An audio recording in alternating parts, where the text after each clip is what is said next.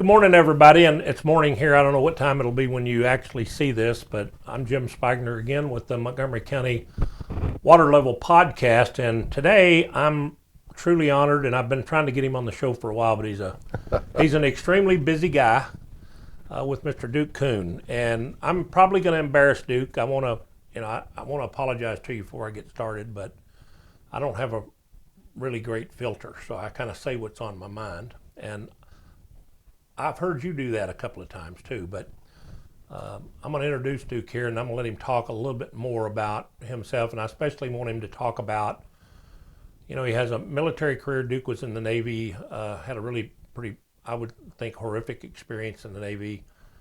So he's a veteran. He runs his own company, Hadco, and I'm going to ask him to talk a little bit about that. But the main thing I want you guys to know is Duke is a true public servant. And when I say that, I don't mean politically. I know that he's been a city councilman in Conroe at least once. But when I say a public servant, let me give you an example. A bunch of us have breakfast in the morning at the Honor Cafe on Saturday mornings. And a few Saturdays back, one of the pastors came in, or somebody came in and said that one of their constituents, who was, I want to say a 90-plus-year-old constituent, in the middle of those 100-degree days we had, was in a house with no air conditioning.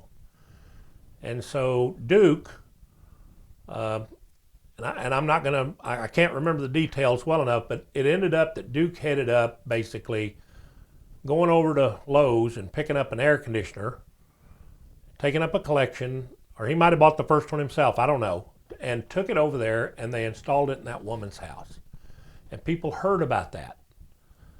And then between Duke and some of the guys at the Honor Cafe and Mike, and I want to call out Mike Stecker because Mike selfishly bought a ton of these. I don't know how many they probably put in, but I suspect it's been 25 or 30.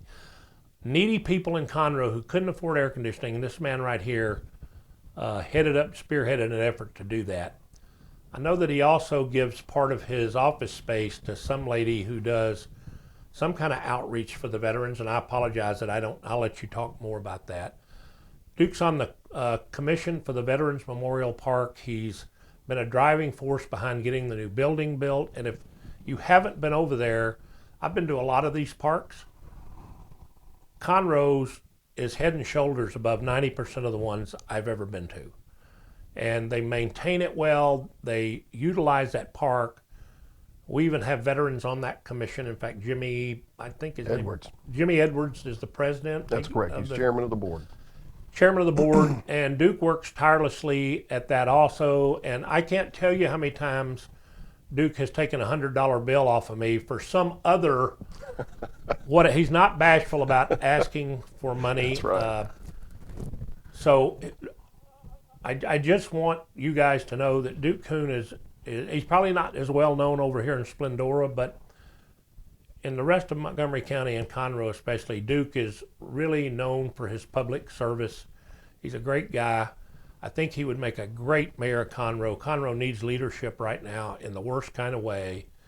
And I know Duke's going to run, and I know he's got my endorsement and a lot of other people's. And this isn't on, I'm not on here trying to get Duke elected, but if it helps him, I think Conroe and Montgomery County would benefit. But I also want to talk to Duke about water, because that's what this is about. And Duke has been all in on the water since day one, and I'll let him talk a little bit more about his experience there. So I know y'all are tired of listening to me now. This really isn't about me. So I'm going to turn it over to Duke and say, Duke, tell the folks here, give them a little bit more about Duke and his military career and his business and all of those. And then I'd like to know, what are your major platform initiatives if you were mayor of Conroe tomorrow? What are the 3 or 4 things that you would really be passionate about? And then we'll switch gears and I'll talk to you a little bit about water. But let's do the other stuff. Well, Jim, thank you. And first, good morning. Yes, sir. Good morning. You're a trusted friend, and a little bit about, you were talking about some of the things we do as a group at the Breakfast Club. Yeah. I'm going to jump on that real quick. We've installed about 35 air conditioners, but we've bought 50. Yeah. And it's all about service. my life is about service. Yep. I'm going to start from the very beginning. I grew up in Grangerland. My father was a Houston police helicopter pilot. And So you didn't wear shoes a lot. well, you know, I'm going to tell you, we couldn't afford them sometimes. I hear you. And I grew up on a dirt road in Grangerland, and those from some very humble beginnings. I've not forgotten where I've come from. Good for you. My mother, I want to speak about her real quick. Mother passed away 2 years ago. My mother was one of the first Hispanic women in East County. My dad's of German heritage. My mother was Hispanic. Wow. And so very proud of Mother. She wasn't well accepted. Sauerkraut and enchiladas. Back in the 70s. Back in the 70s, Mother wasn't well received Yeah. in Deep East Yeah. County. And that set a tone for me. It's about service. I went to Grangerland. The schools here in Grangerland, Ben Milam, and then was bused into Conroe, the Crockett Intermediate, and Washington Junior High, where I met so many of my friends from more of an inner city setting. Yeah. And then on to Conroe High School. Following this path, I was sitting in my doctor's office, Dr. Wally Wilkerson. He was my doctor all my life. And I said, Doc, I said, we're talking about college, and you know, I was a BC student in high school, probably didn't apply myself the way I needed to. And I said, Doctor, we don't have the money. I heard my dad talking about it, and I think I need to do something here. Do you have any suggestions? And he said, I sure do. He said, Duke, I was a lieutenant commander and a lieutenant in the United States Navy. He said, Duke, go check that out. So I went over to the recruiting station in the Johnny B. Dalton's parking lot in 1987. And they had a program called the Sea College program. And it was a program open only to about 3,000 who could qualify. And I was fortunate enough to get in. That changed my life forever. How cool. Absolutely. The proudest moment of my life is when I put that uniform on for the first time. I feel it today, sitting here talking to you like I did in boot camp when I put it on. Yeah. And I'm very proud of my service. I served on board the United States battleship USS Iowa. Mm-hmm. You mentioned a moment ago about some of the tragedies, and I want to talk about that real quick, because always when I talk in public, I always want to honor my 47 brothers who didn't come home. Right. We were off the coast of Puerto Rico April the 19th, 1987. 1989, and had a tragic incident related to our number 2 gun turret.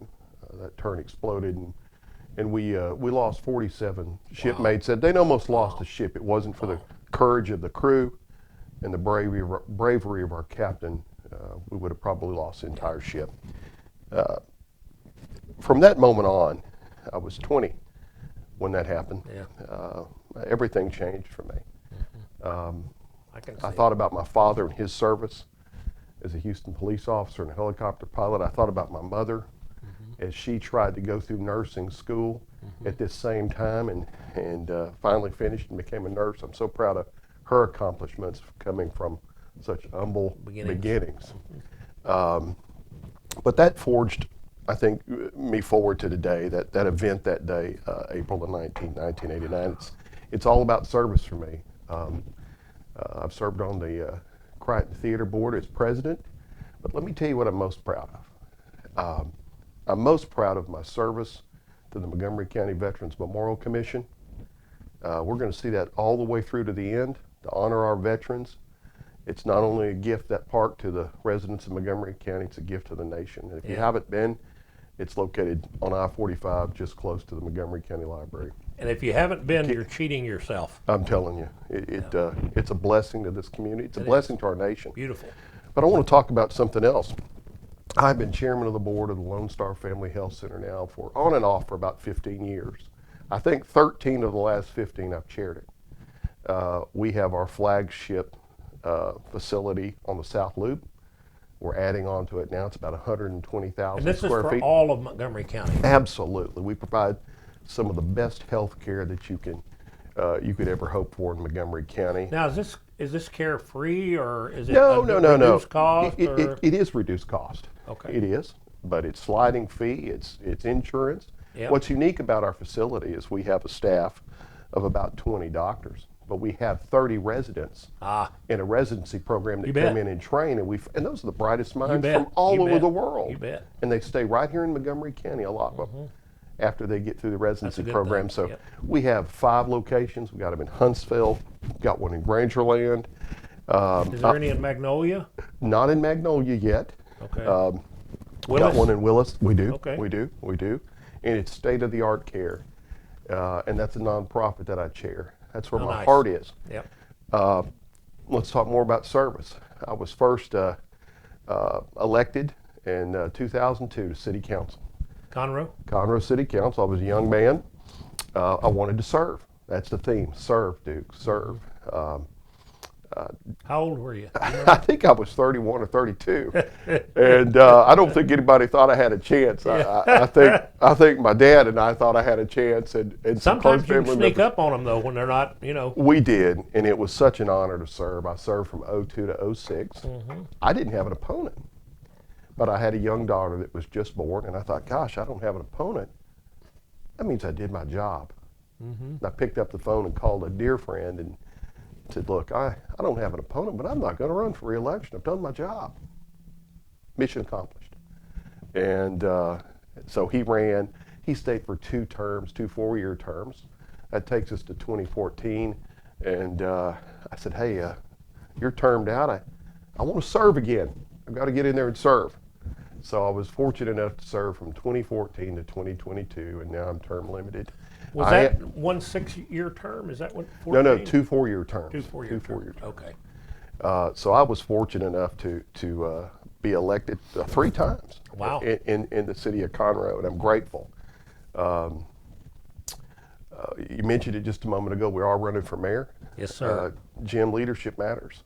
Yes, it does. I run an oil and gas valuation company, highly regarded as the probably the premier. Well, I'll tell you, it's probably the premier oil and gas valuation company in the world. We value oil rigs, refineries, pipelines. We value for cost to cure. Infrastructure. That's correct. In war zones, we go to war zones. When things are destroyed, infrastructure, the insurance company has to know what's left. What do we pay out? Yeah. Well, HADCO comes in and does those types of things. A lot of contractual work. There's a lot of court work as an expert witness. Oh yeah. And I'm going to briefly touch on this race for mayor in Conroe, and then we'll get to water. Please do. That's very important. I want to hear though, and let me tell you why this is important, folks. Duke is going to be in an influential position. I think we're going to need leadership in Montgomery County on this water issue. I agree. Right now, I don't see a lot of interest. All right, I just don't. So it's important to me that we get somebody in there who can. And Jim, if I'm fortunate enough to be elected, the election is May 4th of 2024. I want to tell you, we've got to have a leader that understands business, that understands how to read a contract, who is honest and has no conflicts of interest. Yep. And Jim, we're short of that. Well, Jim, I want to help. I can say that. And I want to serve. And there's things we need to do at the city of Conroe. We don't respond to our citizens' needs quick enough. Right. We've got to change that. Yeah. Jim, we've got to build. When I'm being build, I mean infrastructure. Yeah. We've got to do a better job with infrastructure. The city, over the last 4 years, has got themselves into some horrible contractual issues. It's a hotel issue. I did not support. I'm not going to mention the name, but I did not support that hotel. The contract was so one-sided. It was difficult for me as a councilman at the time to support it. The measure went through, and now we have the hotel. We have to do the best we can with what we have. Got to support it. We do. We have it. We have the hotel. But fiscally, the last 4 years have been a train wreck. I think there's been a vacuum of leadership. Yeah. Well, and when you call it a train wreck, I'll call it a vacuum of leadership. And when you don't have consistent leadership at the top, things fall through the cracks. You've got to have strong leadership, and that's the key to running any successful business or operation. Yeah, the problem. So, and Jim, you've got to have somebody to listen. As a mayor, if you want to know about drilling rig valuations or pipeline valuations or cost to cure valuations, offshore, I'm your guy. And I know some things about municipal government as well. Yes. But you've got to listen to the experts out there. You've got to listen to the public. Yeah. So you're not going to hire a dentist to come evaluate a rig. That's correct. So you need the people who know what they're doing. And there's one other thing, Duke, that Jim, we just have to listen to the citizens, and that's key. I agree. We get away from that sometimes up there. We do. And then there's the notion that we need a leader who can distinguish the difference between need and want. That's correct. You know, what are the needs of the citizen? What are the needs of the city? And look, there's some wants that we Sure. want to get. Sure. I'm not against wants, but they can't supersede needs. That's the right. need stuff's got to be done first, and I think that's been missing also. I agree. And it all goes back to a vacuum of leadership. Yep. I want to serve. I'm prepared. I'm ready. I've served the citizens as their mayor pro tem twice, and even through some difficult times with Mayor Toby Powell. I think you're ready. I can see the racing stripes here already. Well, you know, Jim.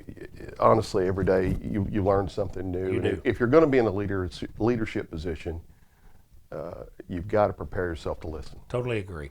Totally You cannot agree. walk into the room and think that you know I can everything or have all the answers. And I can tell you there's not a lot of listening going on right There's now. I not. can tell you There's that. not. So We can do better. I don't want to get, I love what you've said so far. Now what I want to hear is what are the 3 or 4 top priorities as a mayor that you would have for the city of Conroe? I think number one, we first have, I'm going to get back to listening. Yep. I don't think we're responsive enough. I know we're not responsive enough to the requests of our citizens. They call and they've got issues. We've got to respond immediately to those issues. And they're basic issues. Okay. They're streets. They're water pressure issues. Things that, trash pickup issues. Those seem like simple things. Maybe not real important at times, but if you're the citizen that needs that water pressure or needs that street fixed or needs an answer from your local city government, we've got to be more responsive and serve. I think the culture at the city of Conroe needs to shift back to service, a service-oriented business. I think we've forgotten who our employer is, who our boss is, and that's the citizens. So on that note, so that's the first one, and I want to just explore one other thing. So I agree. I don't think they're being responsive to problems. I agree. The other side, though, is being responsive to the to not the problem that's biting you right now, but the one that's just next in, it's coming up at us. How do you get in front of that? So how do you, and this is sort of back to your listening to the experts. Right. So I don't see a lot of, and I'm, once again, I'm not privy to it. So I may be speaking out of turn here, but I think Conroe could make better use of the people in the community who really are experts at certain things. I certainly agree. To anticipate the problems that are going to be coming over the hill next. I don't mean the ones in the next valley over there, but just those ones right here. I mean, I know we got, Montgomery County is growing like crazy. Development is just boom. And Conroe, I know, is running out of, I mean, at some point, they're going to run out of land before the county does. You can no longer annex. Okay, so that's right. So it's development agreements, it's things like that that So get how do you- voluntary annexation. So that produces a whole new set of problems. It does. That you didn't have when you're annexing and doing all this other stuff.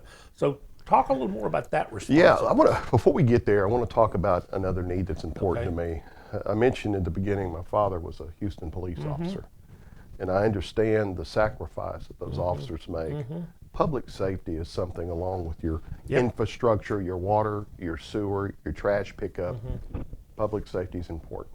I am a big public safety guy, and we have to be very careful to ensure that we give our fire and police departments the resources they need. Yep. Jim, look, we're under attack, and a lot of folks will tell you it's from that southern border down near Mexico. Let me tell you where I think the problem lies. I think it's the Harris County, Montgomery County border with the criminal activity coming across the border. We've got to give our public servants the resources they need. Totally agree. And you can do that, Jim, when you make good business decisions. Yeah. I don't think the city of Conroe has made good business decisions, which is stopping us from giving our fire and police some of the equipment they need, some of the manpower they need to meet today's needs, and that's huge for me. Yeah, Totally agree. So that's back going to that want-need issue. That's a need. Yeah, I agree. That's a need. And even within the police department, and even within the fire department, there needs to be leadership at the county. I mean, at the city level, when they're turning over money, to make sure they're staying aligned with needs versus wants. Sure. Because I want them to have everything they need. Right. And once they've got that, then we can figure out what the wants. Absolutely. Yeah. Absolutely. So, anyway, that a public safety initiative is important to me. Being so would responsive. You say that's your second platform is public safety? Or? You know, I've got to tell you, it's all about listening and understanding. First, we have to listen to our boss, and that's the citizens. Right. We're going to do that first, and we're going to do a better job of it. If I'm the mayor, there'll be a direct hotline to my cell phone. And if anybody wants to speak to me, my cell number is 936-520-0769. That's a number I'm going to give out to every citizen. And they can call, if I'm fortunate enough to be elected, they can call the mayor directly. I heard you don't sleep a lot already. And we're going to, and listen, we're going to get things done. Yep. I'm here to serve, and that's it. There's no other agenda other than serve. So we got listening, and you kind of folded the public service, the listening, fire department, listening. Police department, That's public right. Safety That's right. That. And now let's talk about infrastructure. Yeah. Jim, we can't annex anymore. Right. So what we have to do as a city. Not only that, some of the EDJs can get out now. That's right. That's correct. So we have to make good business decisions that allow us to afford the opportunity to put new infrastructure in the ground. We've got to continue to build infrastructure in the ground. Now we're kind of dovetailing in the water here. Yeah. But I'm talking about sewer and water and streets, pavers, street lights. Jim, we've got to do that, and we can't get there without making proper business decisions up front and listening. So it kind of comes right. It's a tier for me, and those 3 points are. Yeah, I think redevelopment's going to become even more important in Conroe. We can call them 1, 2, or 3, or 3, 2, 1. They're all the same, and they're all on the same line for me. Yeah. Okay. But it all starts with listening to our boss, and that's the citizens. Okay, citizens, and then you come to the realization that you've got a infrastructure issue in the city that's got to be solved, and we've got a construction improvement plan we can't fund. Yeah. And Jim, I'll tell you, I think bad decisions have been made. I'm not going to look back to that, but we have to understand, I think there's bad decisions that have been made so that we can make some good decisions moving forward. Totally agree. We've got to be able to fund the capital improvement plan for the city of Conroe. Yep. That's a big number. You bet. You know, and there's a lot of requests in there. Conroe's not getting smaller population-wise. That's correct. So we have to build infrastructure. We have to overlay those streets and create new lanes of travel and mobility. It has to happen. Right. It all starts with strong leadership, listening, and making the correct business decisions that'll afford us the opportunity to pay for these things we need to pay for. So, water, here we go. All right. I first became involved in this water issue. Mayor Webb Melder was our mayor. I came back on the council in 14, and Mayor Melder served till 16. At that time, I think he was term limited. He was. And really started educating myself on this water issue. Now, I did understand I wasn't on the council when the GRP contract was signed, right, but I lobbied against it.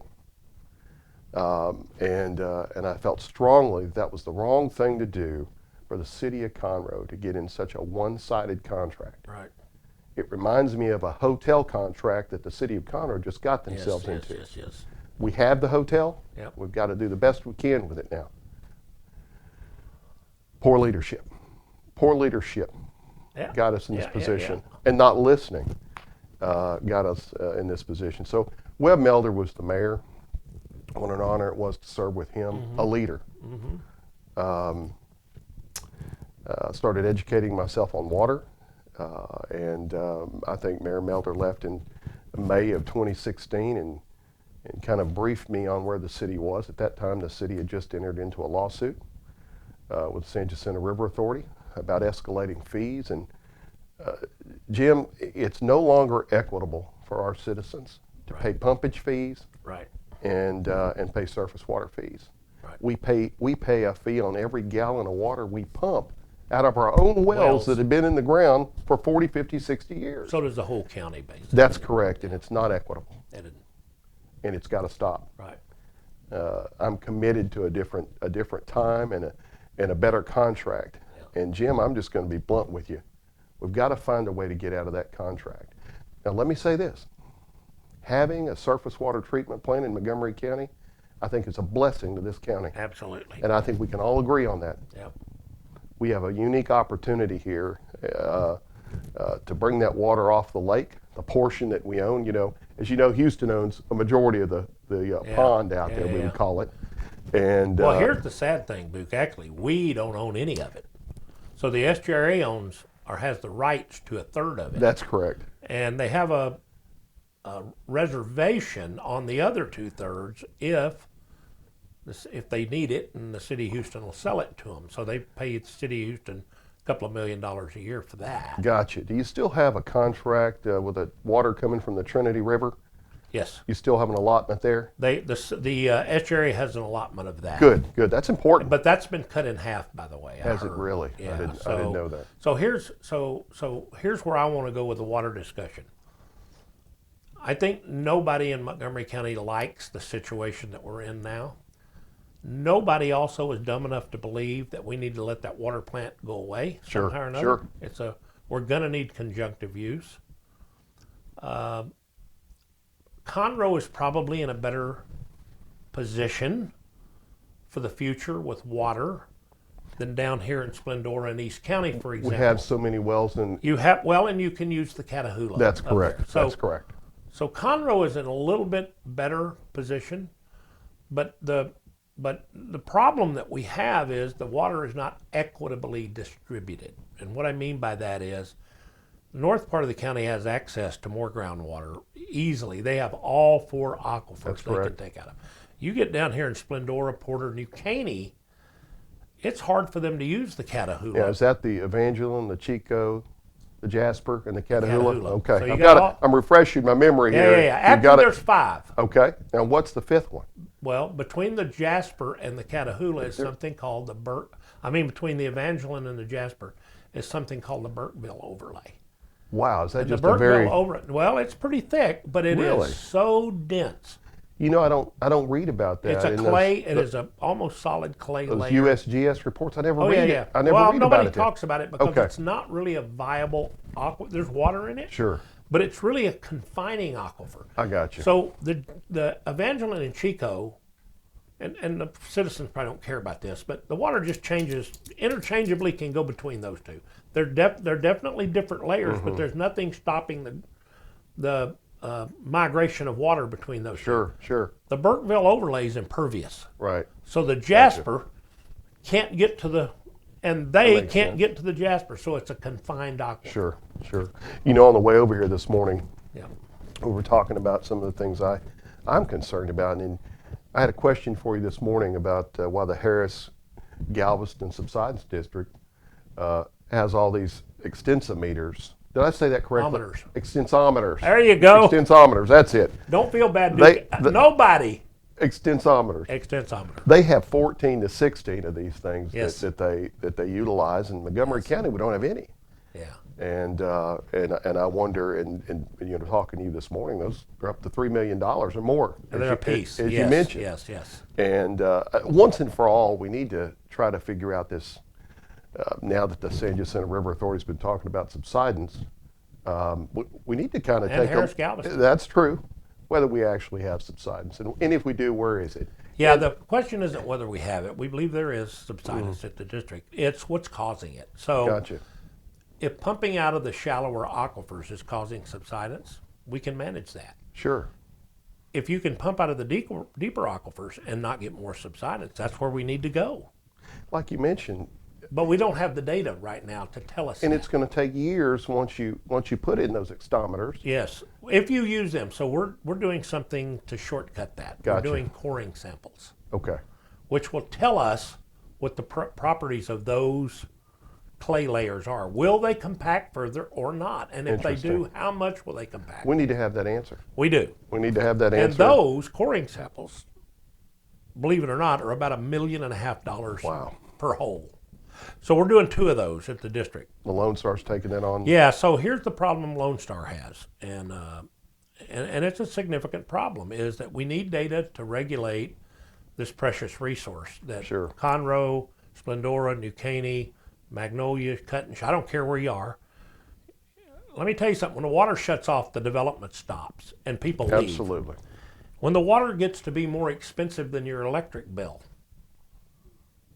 people start to leave. That's correct. And so the deal is, how do we make the groundwater is the cheapest of all. How do we make the highest use of that without doing damage? We have to have data. But here's the pickle Lone Star's in. Our budget is around, maybe a little less, but it's approaching $3 million a year. Now that's to run the district.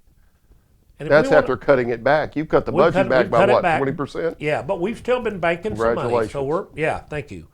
But we need the money. Now we find ourselves in the position of not being able to put in the things we need for the data we need. So we've reached out for help. We've not had any luck with that. Besides, I got to give Porter Sud a ton of credit. Those guys lined up and have helped No us. federal grants out there? Federal grants for you to look at? Or Valley Ranch, I believe, is the name of that subdivision. right. But Porter Sud, the special utility district, they're a big utility district for. No, I mean, are there any federal grants you guys at the Lone Star looking No, for? we've so far not been able to get any of that. Okay. And Texas Water Development Board, they've been real. Let's be clear. They've not helped us with who that. owns all the bonds on that surface water Yeah, plant out there, and that is the Texas Water Development Texas Board. Water Development Board. But my point is, it's going to be hard for us. That's why we're going to the coring samples first. We need data in order to assure the county that we can take the amount of water necessary to keep the county moving forward for at least the next 10 years. Sure. And so we think that's a better strategy. But here's where I want to go. How do we? So I agree with what you said, Duke, that the contracts, we can't live with the contract as is. Nobody in the county likes it. Nobody wants it. It's got to be renegotiated. So how do we manage? So going forward, we have surface water, we have groundwater, we have sort of non-potable water that could be treated like desal. Sure. We could import water. Reuse. That's down the road somewhere. So we have a lot of different. The problem is we got all these little fiefdoms that are trying. So you got the SJRA over here managing surface water. You got Lone Star over here trying to manage groundwater. Nobody's looking at, for example, really at desal. So you got every municipality trying to scramble for their own.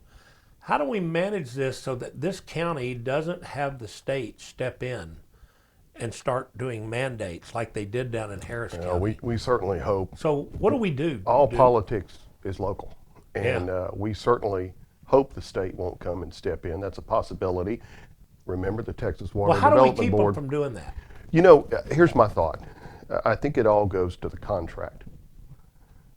I'm not going to speak. I'm going to speak for Duke related to that contract. I think it's a poor contract, and we need out of the contract. But that's going to take. And look, the San Jacinto River Authority's got bonds they've got to pay off. Absolutely. Nobody wants them to default. They've got to have a better business model first out there and be more efficient. Right. Whether that means expanding their surface water delivery system to create more revenue, do what you need to do. But I've got to tell you, the city of Conroe should not be paying pumping fees related to the water we pump out of the ground. It directly goes back to our citizens, and it's a burden on our citizens. Now, this is a free market. I want out of the contract. And if the city of Conroe wants to buy surface water, and we are blessed to have that surface water plant, then sell it to me at market prices. Yeah. But let the citizens of Conroe decide what quantities they want. And so it starts with the contract. It starts with the San Jacinto River Authority, I think, coming up with a better business model. Why don't you have a bigger delivery system to different parts of the county? People are being charged for water. They're being charged for water, and they're not getting a drop of it, and they're paying pumpage fees all over this county. No doubt. So here's what I think. I'm I'm gonna go right to the San Jacinto River Authority's Board of Directors. This is how it all changes, just like it changed at the Lone Star. You're now an elected board at the Lone Star. It's a huge positive step. Our citizens have some input now. We elect who represents us. And I'm going to talk directly to the camera. Governor Abbott, I know you appoint those folks on the San Jacinto River Authority, and I appreciate what you do. That needs to be an elected board. Let the citizens speak, and once we let our citizens speak, and Jim, we're going to go back to listening, I think we're going to be better off. And then once the citizens have a voice here and have an elected San Jacinto River Authority board, I think we can all come to the table and kind of work some of this out. Yeah, clearly I think that think about partnerships on expanding that delivery system throughout the county. That's where I was fixing to But go. we've got to get to the table, and it's that San Jacinto River Authority board must be elected. Must be an elected board, not appointed.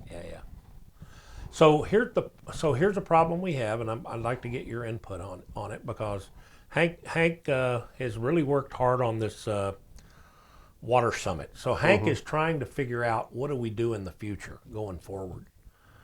So how do you get cooperation between all of the entities so that we get the best solution for the citizens? And so here's a big problem. That water plant is way oversized because they went ahead and built a plant thinking about serving the whole 3 or 4 county. Stages possibly. Yeah, I think 5 actually phases of it. But the cost of that infrastructure is immense, and the cost of running that plant. So they're running that plant at some low capacity right now. They can't afford to run it at any higher capacity because it costs too much. In other words, it doesn't get cheaper the more you run it unless you have the customer base for that.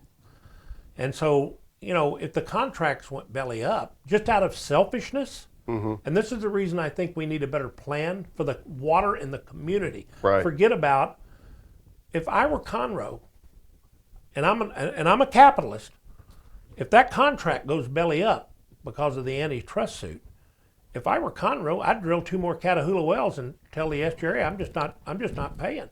You can't even at cost, you can't compete with a well. Right.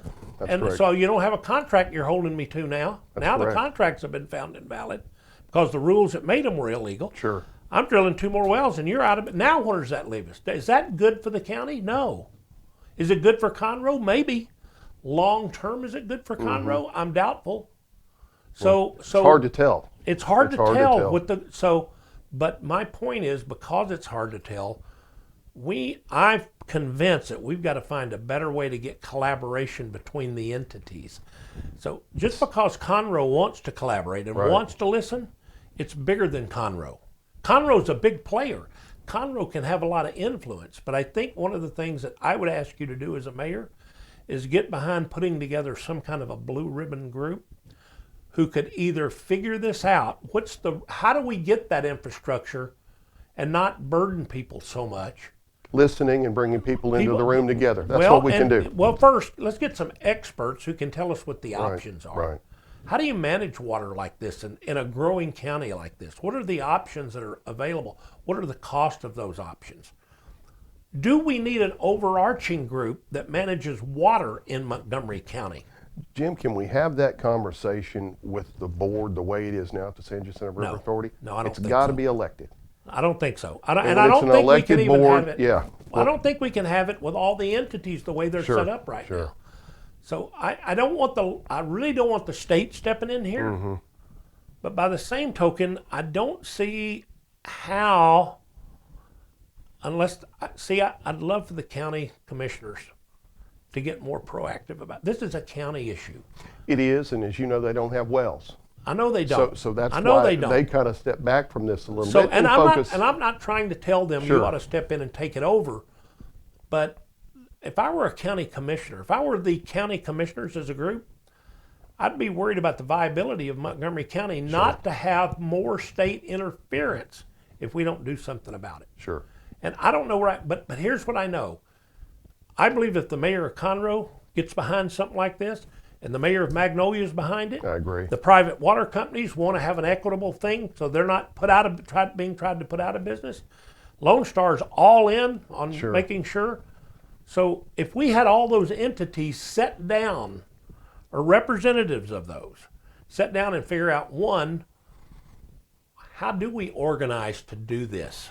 You know, Jim, the elephant in the room is the San Jacinto River Authority Yep, and the Texas Water Development Board. they are. And I've got to tell you, I've got to just go back to an elected board instead of an Yeah, appointed board. And I think at that point we can sit down. I pray that'll happen. Yep. That's a decision that's over my head and the governor will have to make.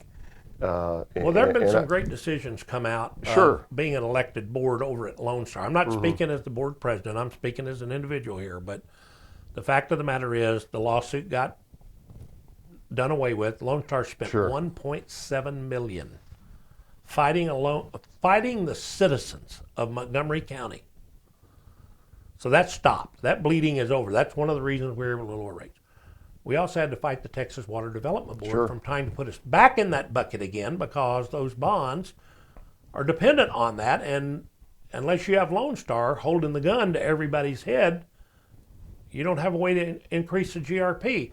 The reality is the GRP needs to be increased. The reality is if you're going to make it cheaper, you needed to have more participation, not less. So if every citizen in Montgomery County, for example, I'm not advocating this at all, but I just want you to see the scale of what I'm talking about. Let's assume that we had every citizen in Montgomery County pay $30 a year into that water plant. Every citizen. It's $18 million a year extra. Jim, I've got an idea. Now, wait a minute. $18 million a year, how long does it take to pay off that water plant? Let's assume we could get 0.25% sales tax just for the county. It would pay the water plant off, the projections that I've seen, in about 4 years. And then it's debt free. Then it becomes, if it's debt free, making water now becomes cheap. And then you keep that 0.25% for another 5, you sunset it for another 5 years and you put the infrastructure in and then you're done. A water tax is difficult, and that's what I would kind of call that. And you know, our citizens right now are absolutely being taxed To without the max. representation. I agree. So here's what I would propose. Yeah. State of Texas, you've got an enormous surplus up there. Why don't you go in and pay off that water plant with your surplus and relieve the citizens of Montgomery County from this burden that's been placed on us by a non-elected board. Well, the state of Texas has made that unequivocally clear. They're not going to do that. The state of Texas and the Texas Water Development Board. So Just pay off $200 million. to the state of Texas, come in and pay off this debt and relieve our citizens in Conroe, Texas, and the citizens of Montgomery County from this burden. We are being inadvertently taxed. This is a tax. It is. Placed on us by the It San is. Jacinto River Authority. But you And know, the citizens of Conroe didn't sign up for it. Right. The citizens of Montgomery County didn't sign up Yeah. for it. So, again, I think it all starts with an elected board, changing that thought process at the San Jacinto River Authority. And I think we can come to the table. I understand there's been talks the last several months. Those talks may not have been successful. We don't know, but that's what I've heard. people are willing to talk. Good, So good. look, all the stakeholders out here have been more than willing to try to. So I don't fault them Sure. for that. But so you got two problems I see. One, the state of Texas has said this is a local issue. If you don't solve it, you're not going to like the way we solve it. That's what they've said. And Jim, we don't operate like that in Montgomery County. I- That's a threat. I agree And with we it. don't operate that way. I We're agree not with going to. We won't operate that way in the city of Conroe. Well, Senator Charles Perry Our citizens will drive the bus in the city of said Conroe. out loud, either you guys fix this problem or I will next session. Now, I don't know what that I don't know what that means. I don't know what kind of leadership that is. I don't know. Well, I don't know what it means. Maybe Senator Perry needs to listen to the Yeah, citizens. yeah. I don't want to get into Right. all of that. What I'm saying though is, I think it's high time that the officials in influential places who are in control in Montgomery County, county commissioners, city of Conroe, city of Magnolia, city of Shenandoah, Right. the Woodlands, Cut and Shit. I don't know who. I don't even know who all is incorporated in this city. I mean, in this county. I don't know all the communities, but every one of them have leadership, and they all have influence. And I promise you, if all those people together, including the San Jacinto River Authority, and say, look, let's agree that we got a problem. We're alcoholics. We're drunk on water. How are we going to, let's agree we're going to fix the problem locally. We're not going to let it get out there. Then, who do we put in charge of figuring that out? Sure, Who do we, sure. That's back to your listening. Who do we listen to start with? Sure. And then what do our citizens really want? Once we get a solution that we think is viable, it's not viable till the citizens say, I like that. It may not be perfect, but I can live with that. I can't live with what we've got. And so I think we need leadership in every one of these places. No question about it. And I think as mayor, Duke, that's one of the, for me, and I've got this little sliver called water, right? Well, but it goes back to the beginning. We started this conversation about listening. Yep. My shareholders, if I'm lucky enough to be elected mayor, will be the citizens of Conroe, Texas. I totally agree. I am from Montgomery County, and I love Montgomery County. And I'll do everything I can to represent them, but we have to listen and we have to lead. Yeah. And there's a vacuum there. Yeah. We're not listening. Yeah. I don't think the San Jacinto River Authority is listening. Right. I don't either. And Jim, the Board of Directors doesn't have to listen. That's right. Because they're appointed by the governor. That's correct. Yeah. There is the first problem. I Totally think once agree. we jump Totally that agree. hurdle, Totally agree. once we jump that hurdle, I think there's a brighter day ahead Yeah. with folks who.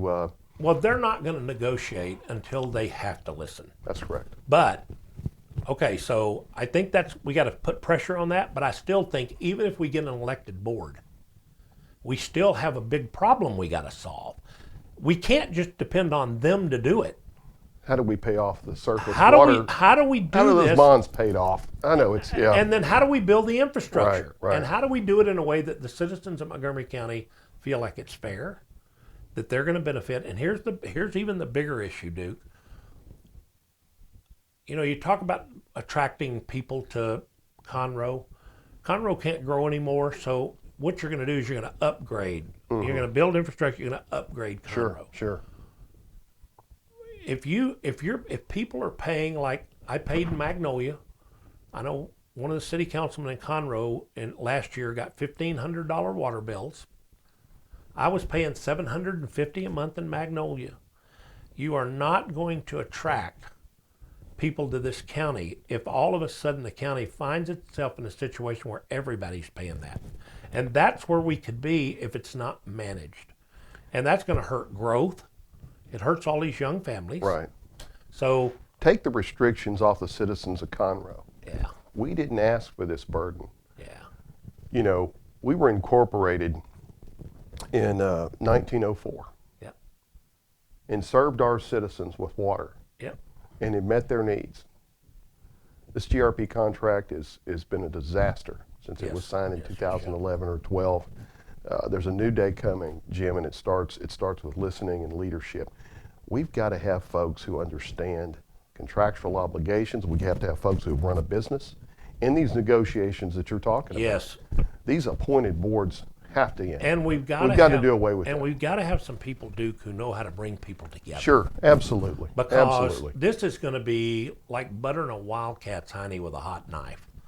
There are so many moving parts to, I think, solving Montgomery County's water, but it starts with good leaders in all of these positions, and that's why I'm all in for you, dude. A trusted leader Yes. who will listen And somebody can bring who- other people and to has the table. run a business. That's right. Understands the economics and right. also understands how to get people together.